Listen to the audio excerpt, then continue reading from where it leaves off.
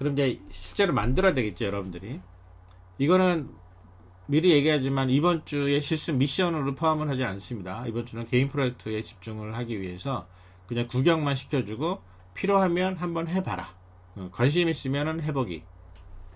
자, 기본적으로 이런 거예요. 아무리 오픈이라고 해도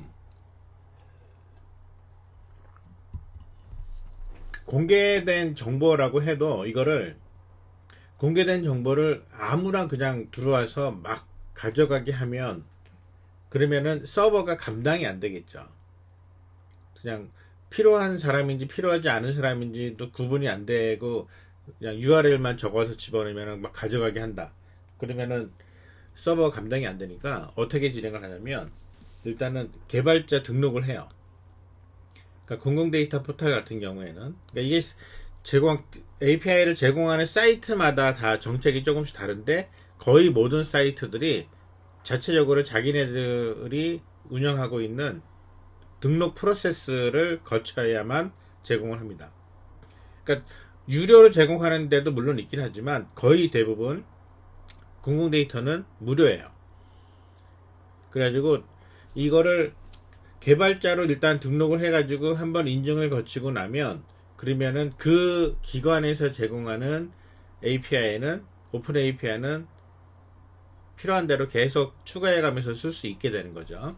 그래서 일단 아까 보여준 데이터 포털에 회원가입을 하세요.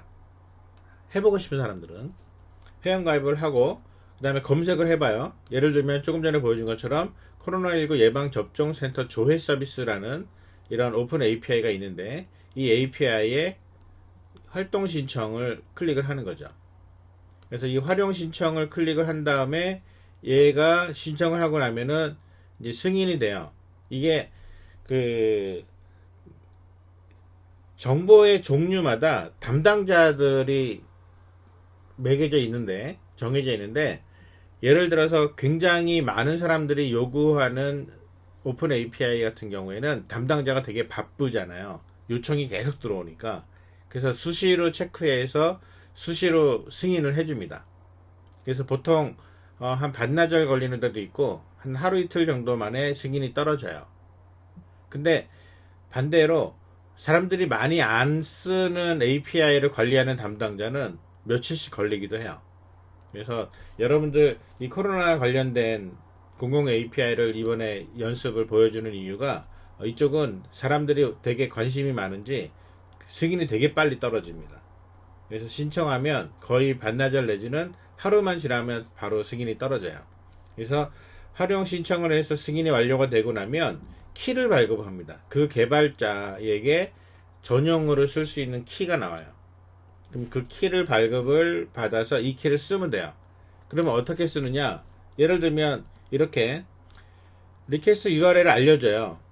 이 들어가서 사용법을 찾아 들어가면 어떤 식으로 써라. 예를 들어서 오픈 데이터 공공 데이터 API의 그 주소에서 API의 일련 번호 이게 이 번호예요. 이에 해당되는 번호고 그 다음에 버전 있고 그 다음에 센터스라는 이름으로 넣고 파라미터를 던져주는데 페이지는 1번 그 다음에 per 페이지는 10 이건 뭐냐면 첫 번째 페이지를 보여주는데 그 페이지마다 항목을 10개씩을 보여줘라 뭐 이런 식의 의미예요. 그 다음에 그 뒤에 서비스 키라는 거를 집어넣고 여러분이 발급받은 키를 여기다 집어넣어 주면 그러면 정보가 짠 하고 나오는 거죠. 그러니까 이 키가 만약에 없으면 이 키가 없는 사람은 여기까지 아무리 해도 권한이 없다고 정보가 안 나오는 겁니다. 그러니까 여러분들 오픈 API를 쓸 때는 필요한 API 제공하는 기관에 개발자 등록을 하고 키를 발급받아야 쓸 수 있다. 자, 그렇고 자, 다시 아이고 자, 그래서 방금 전에 그 내용을 딱 들어가서 보면 바로 그 리퀘스트 URL에 뒤에 API 인증키 같이 넣었잖아요. 넣어서 보면 사이트가 이제 어떻게 뜨냐면 이렇게 뜨는 거야. 지금 이 형태는 JSON 스트링입니다. 그래서 JSON으로 current count 5 그 다음에 데이터는 주소가 이렇게 되고, 그 다음에 센터 이름은 이렇게 되고, 그 다음에 센터의 타입은 뭐 중앙 번역되고, 그 다음에 언제 개설했느냐 이런 거 나오고요. 그 다음에 기관의 이름은 이렇게 나오고, 아이디는 얼마고, 그 다음에 이게 그 위도경도 위치 정보를 나타내는 거죠. 그 다음에 기관명은 국립중앙의료원, 그 다음에 연락처 번호는 이렇게 되고, 그 다음에 시도는 서울특별시에 해당되고, 그 다음에 시군구는 중구에 해당되고, 최종 업데이트 날짜는 이거고, 그리고 우편번호는 이렇게 되고 라고 하는 게 이만큼이 한 세트야. 요런 세트가 몇 개 있다? 5개가 있다. 그래가지고 지금 이렇게 해서 5개의 정보를 보여주는 게 화면에 나온 거죠. 지금 보세요. 1번 페이지인데 per 페이지 5라고 되어 있단 말이에요. 그러니까 5개, 첫 페이지에 5개 보여주는 페이지만 화면에 갖고 와라. 이거를 적절하게 하지 않으면, 예를 들어서 막 몇만 개, 몇십만 개 있는 데이터를 그냥 부르면 가지고 오는 시간 어마어마하게 걸리겠죠. 타임아웃이 걸릴 수도 있습니다. 그래서 적절하게 파라미터를 조절해 가면서 원하는 데이터를 끄집어내는 거예요. 자, 무슨 얘기인지 이해가 됩니까? 대충 느끼면 돼요. 아하, 저런 식으로 하나 보다. 언젠가 꼭 한번 해봐야지. 뭐 이런 거. 가능하면 빠른 시간 안에 기억이 살아있을 때 시도해 보는 겁니다. 자, 그러면 이거를 이제 하기 위해서는 제이슨 데이터로 오기 때문에 제이슨 데이터를 이용해서 클래스 원형, 그러니까 여러분들 제이슨 데이터 지난 화요일 날 보여줬을 때 이런 거 있잖아요. 내가 제이슨 데이터에 필드가 어떤 게 들어갈까. 그래서 예를 들어서 투두리스트를 제이슨으로 바꾸려고 한다면 투두리스트에 해당되는 내용들을 전부 다 제이슨 필드하고 일일이 맞춰가지고 세트를 잡아놔야, 그래야 익스포트가 되거나 임포트가 되거나 하는 거를 봤잖아요. 그러니까 적어도 이 제이슨 데이터, 조금 전에 봤던 이 제이슨 데이터에 나와 있는 이런 필드, 어드레스라는 필드, 센터 네임이라는 필드, 센터 타입, 뭐 이런 식의 필드들을 가지고 있으면 이거가 그대로 데이터를 그대로 가져다가 담을 수 있는 클래스가 있어야 돼요. 왜냐면 결국 객체 데이터를 만들어야 되니까. 그러면 이제 이걸 보고, 아이고, 클래스 하나 만들어서 이 클래스의 정보를 넣고 클래스 이름 필드 놓고 타입 맞춰주고 뭐 이런 거를 해야 되는데, 그 되게 번거로운 일이잖아요. 굉장히 기계적인 일인데도 불구하고 되게 번거로운 일이라서, 그거를 어떻게 보통 하냐면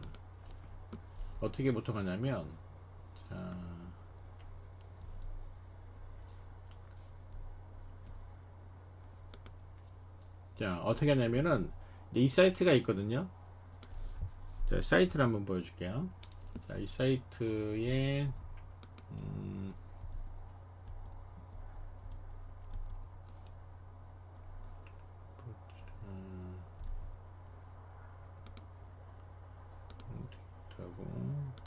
자, 여기 보면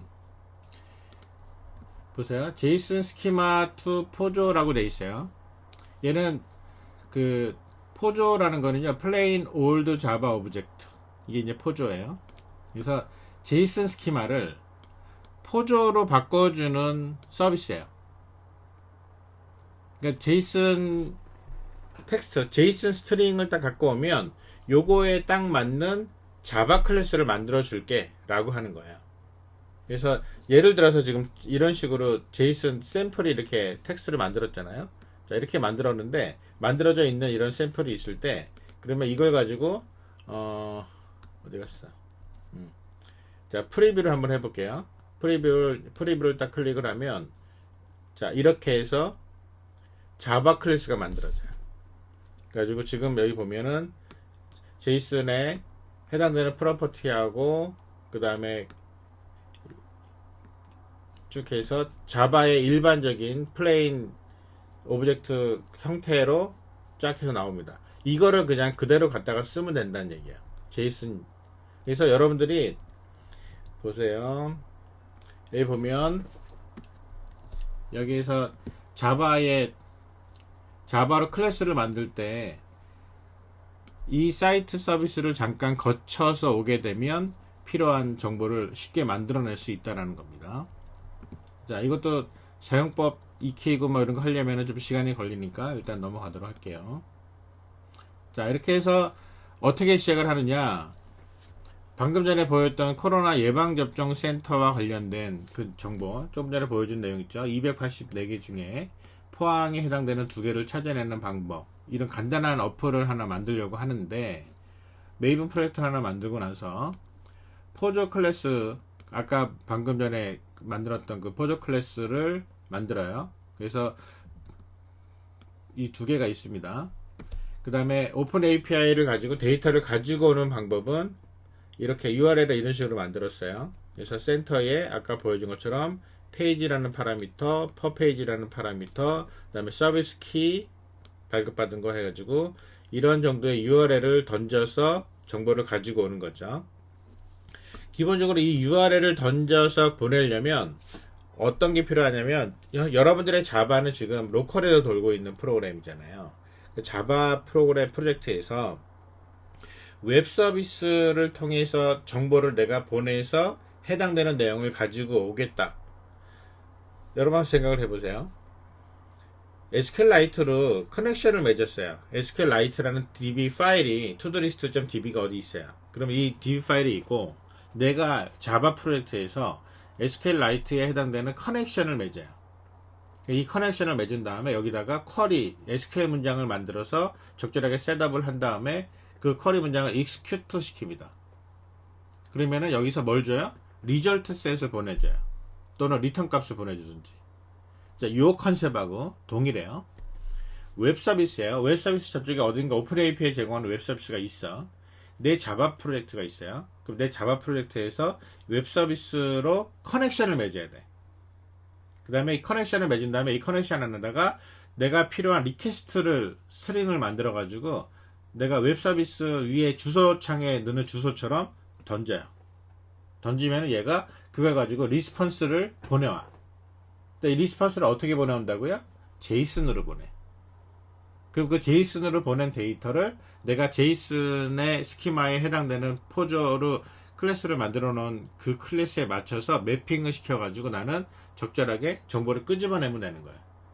컨셉이 이렇다는 겁니다. 이 컨셉이. 그러니까 여러분 이 컨셉을 잘 이해하려고 애를 쓰면 돼요.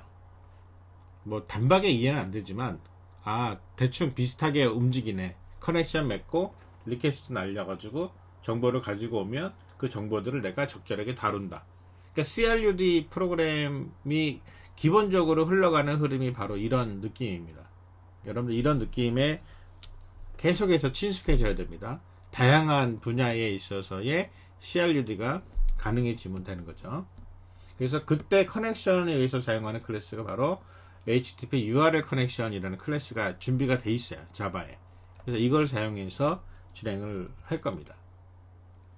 자, 그래서 기본적으로 JSON에서 포조 클래스 만들어내고, 그 다음에 그 데이터 클래스 만들어내고, 해당되는 내용을 2개를 이제 만들어내요.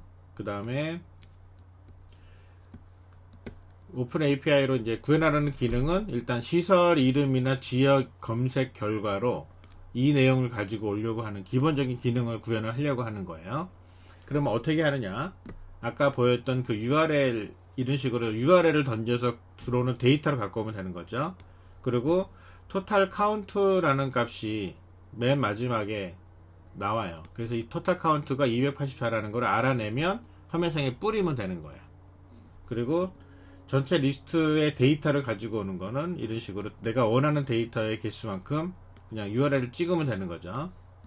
그래가지고 필요한 만큼 URL을 던져서 필요한 API가 가지고 오는 결과 값을 나는 적절하게 활용해서 내 서비스에 붙인다 라는 그런 개념으로 접근하면 되는 거고요. 필요한 중요한 소스 몇 가지는 이제 공개를 해놨습니다. 자, 이런 식이죠. 순서를 보세요. 오픈 API로 데이터를 가지고 옵니다. 그리고 가지고 오고, 그 다음에 그 중에 전체 데이터 수를 알아내고, 그 다음에 그 전체 리스트 데이터를 가지고 와서 시설명이나 지역 이름으로 검색을 한다. 이런 기본적인 기능들을 이제 구현을 해보는 거야. 일단은 오픈 API 데이터를 가지고 오는 방법. URL을 정하고 결정을 해요. 파라미터 세팅을 하는 거죠. 그리고 이제 커넥션을 맺어요. 그 다음에 리퀘스트를 던져서 데이터를 가지고 오면 들어온 데이터는 JSON 데이터니까 JSON을 이용해서 적절하게 디시리얼라이즈를 합니다. 그러니까 지난 시간에 했던 JSON 파일 데이터를 사용하는 그런 테크닉이 이번에도 또 필요한 거죠. 자, 이런 형태의 모양인데 그 모양을 어떻게 구현되는지 그냥 간단하게 보세요. COVID-19 호스피탈 리스트라고 이름을 만들어 놨습니다. 그래서 이게 지금 이 리스트 형태로 리턴을 받게 하는 내용이고, 메소드 이름은 get COVID-19 hospital info 해가지고 이 메소드 안에서 페이지와 퍼페이지 두 개를 파라미터로 전달 받으면 그 내용으로 URL을 구성하는 거죠. URL. 이 URL 뒤에다가 페이지는 얼마고 퍼페이지는 얼마고, 그 다음에 서비스 키는 이거는 여러분들이 발급받은 키마다 틀려요. 그래서 이런 식으로 키를 집어넣고, 그래서 HTTP URL 커넥션을 맺어요. 커넥션 맺고, 그 다음에 커넥션을 딱 맺고 나면 그 다음부터는 이 커넥션을 통해서 파일로부터 인풋 받듯이 데이터 리딩을 할 수 있는 리더가 돼. 그러니까 스트림 리더를, 인풋 스트림 리더를 걸고요. 그 건 리더를 파일 버퍼드 리더로 파일 리딩 하듯이 버퍼드 리더로 긁어 올 수 있어요. 여러분들 이 구조는 저번에 텍스트 파일을 읽을 때랑 똑같습니다. 텍스트 파일을 읽을 때는 여기에다가 파일 리더를 사용을 했고, 파일 리더를 버퍼드 리더로 읽어서 리드라인이라는 메소드를 사용을 했어요. 그 컨셉하고 또 동일해요. 그러니까 자바가 세팅이 잘 되어 있는 게 이런 식으로 스트림이나 리더라이터를 사용해서 읽고 쓰고 보내고 받고 하는 그런 컨셉이 굉장히 잘 짜맞춰 있다는 얘기예요. 그러니까 여기에 익숙해지기 시작을 하면 그 다음부터 여러분들의 코딩 스킬이 쭉쭉 올라갑니다. 자, 어쨌든 이 커넥션을 통해서 URL을 던져서 들어오는 내용을 그대로 파일 읽듯이 그냥 읽어내는 거예요. 그래서 읽어가지고 냅니다. 그래서 읽어서 가지고 오는데 그 내용을 계속해서 읽은 내용을 이제 SB라고 하는 지금 스트링 빌더라는 객체에다가 계속 어펜드를 시켜요. 그래서 이 스트링 빌더에다 어펜드를 계속 시키고 나서 JSON에서 얘를 어떻게 하는지 보세요. from JSON 이 SB의 toString 여기서 쌓여서 한 줄 한 줄 읽어낸 모든 JSON 스트링을 가져다가 읽어가지고 그 내용을 리스트로 끄집어내죠. 여러분 저번 시간에 기억납니까? 여러 개의 객체들이 들어가 있는 JSON 파일을 읽어서 해당되는 객체 단위별로 쪼개서 리스트 형태로 만든다. 배열로 만들어내는 그런 과정을 잠깐 봤잖아요. 그건 같은 개념이죠.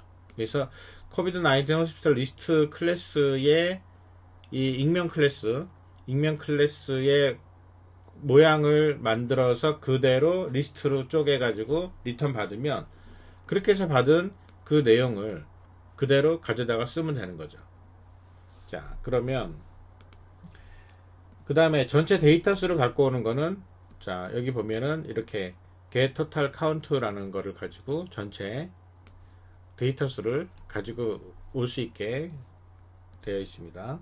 왜냐하면 total count라는 데이터로 JSON 파일에 들어가 있는 거 아까 조금 전에 봤죠. 284라는 숫자가 들어 있었잖아요. 값으로.